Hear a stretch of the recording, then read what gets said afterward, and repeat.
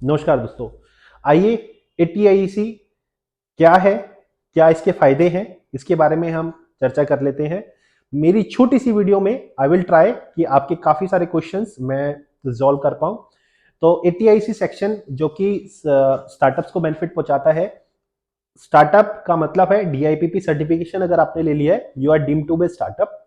सो ये आपको startup India की साइट पर जाकर, ये वेबसाइट है उसकी, स्टार्टअप इंडिया की वेबसाइट पे जाके आपको अपना एप्लीकेशन करना होता है। एप्लीकेशन के अंदर क्या क्या डॉक्यूमेंट्स लगते हैं, ये डॉक्यूमेंट्स की लिस्ट है।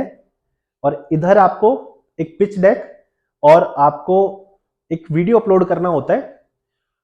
इसके अंदर ज्यादा रोल जो हमने जब एप्लीकेशन किए, दो एप्लीकेशन हमारे अप्रूव भी हुए हैं विद इन 2 मंथ्स, तो हमने पाया कि पिच डेक और एक वीडियो का रोल बहुत महत्वपूर्ण होता है इसके अंदर। और अगर आपका पिच डेक यानी कि बिजनेस प्रोफाइल एंड बिजनेस, आपके बहुत सारे उन्होंने गाइडलाइन दी है, ये गाइडलाइंस है हमारे ऊपर, हम स्क्रीन पे देख सकते हैं। इन गाइडलाइंस अगर आप फुलफिल करते हैं, इन गाइडलाइंस को फुलफिल करते हुए अपने पिच डेक मिलाए, तो आपको एटीआईसी मिलेगा। बहुत सारी एप्लीकेशंस आती है एटीआईसी की, लेकिन काफी कम इसके अंदर अप्रूव होती हैं। अभी जो लिस्ट अवेलेबल है वो 269 स्टार्टअप्स की लिस्ट अवेलेबल है साइट के ऊपर। उसके अंदर काफी सारे स्टार्टअप्स हैं जिन्होंने एप्लीकेशन की थी, बट 269 को ही एग्जाम्पशन मिला। अब इसके फायदे क्या होते हैं? एटीआईसी आपने ले लिया तो सबसे पहला फायदा तो सीधा सीधा इनकम टैक्स के ऊपर है कि आपको इनकम टैक्स देने की जरूरत नहीं है। इनकम टैक्स यानी नॉर्मल रेट्स का टैक्स। तो दोस्तों कई बार लोग भूल जाते हैं कि हमारे ऊपर 115 जेबी और रेलिवेंट सेक्शंस जिसके अंदर मैट और एएमटी लगता है। मैं ज्यादा सेक्शंस की बात नहीं करूंगा क्योंकि ये वीडियो जनरल पब्लिक के लिए है। तो 115 मैट पेबल होता है जब भी कोई भी डिडक्शन या एग्जाम्पशन ली जाती है कंपनी द्वारा, और एएमटी पेबल होता है other than company. Okay, so ATIC मिल ही दो लोगों को सकता है, either it is a body corporate और it is a LLP. LLP and company can claim ATIC. So LLP को इनकम टैक्स ने फर्म माना है, ठीक है। So LLP also can take, also need to pay the AMT, ठीक है, while paying, while claiming this deduction. Okay. सो दोस्तों इसके अंदर अब आता है कि क्या आपको अलग से फॉर्म भरने की जरूरत पड़ेगी एटीआईसी को? तो इसका आंसर है नो। इसका रीजन है क्योंकि अभी तक कोई गाइडलाइंस नहीं आई है कि आपको एग्जाम्पशन, ये डिडक्शन क्लेम करने के लिए क्या कोई सेपरेट फॉर्म फिल करना पड़ेगा। सेक्शन 80 आईए का रेफरेंस इन्होंने दिया है, और वो सेक्शन 80 आईए के रेफरेंस के अंदर भी कुछ सब क्लॉजेस का इन्होंने रेफरेंस दिया है जो कि कोई फॉर्म की अभी फाइलिंग का प्रोसीजर नहीं बताते। सेकेंडली, आपको अपने टैक्स ऑडिट के अंदर और आपको इनकम टैक्स रिटर्न के अंदर आपको ये अवेल करना होता है।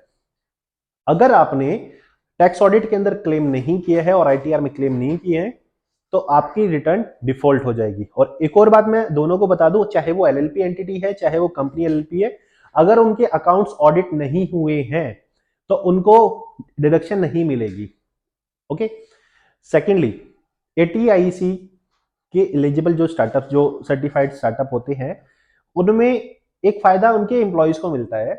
यानी कि अगर एक employee during this exemption period, during this deduction period, अगर वो इस एम्प्लॉयज को कुछ ईसॉप्स इशू होते हैं तो उसकी टैक्सेबिलिटी डेफर हो जाती है।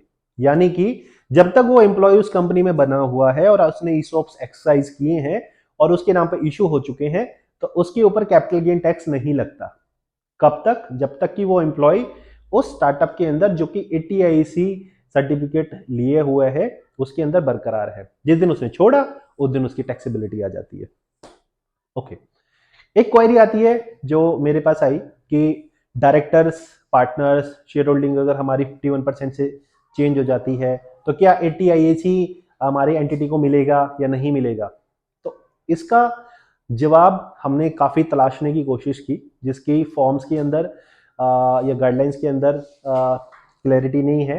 तो हमने कंक्लूजन ये निकाला है कि एलिजिबल बिजनेस, अगर वो एंटिटी लीगल एंटिटी हम कैसे आइडेंटिफाई करते हैं? अगर उसका पैन नंबर सेम है, अगर वो लीगल एंटिटी सेम तरीके से same eligible business carry out कर रही है जिसके लिए एटीआईसी मिला है, तो they can claim this deduction even though there is a change in the ownership और शेयर होल्डिंग।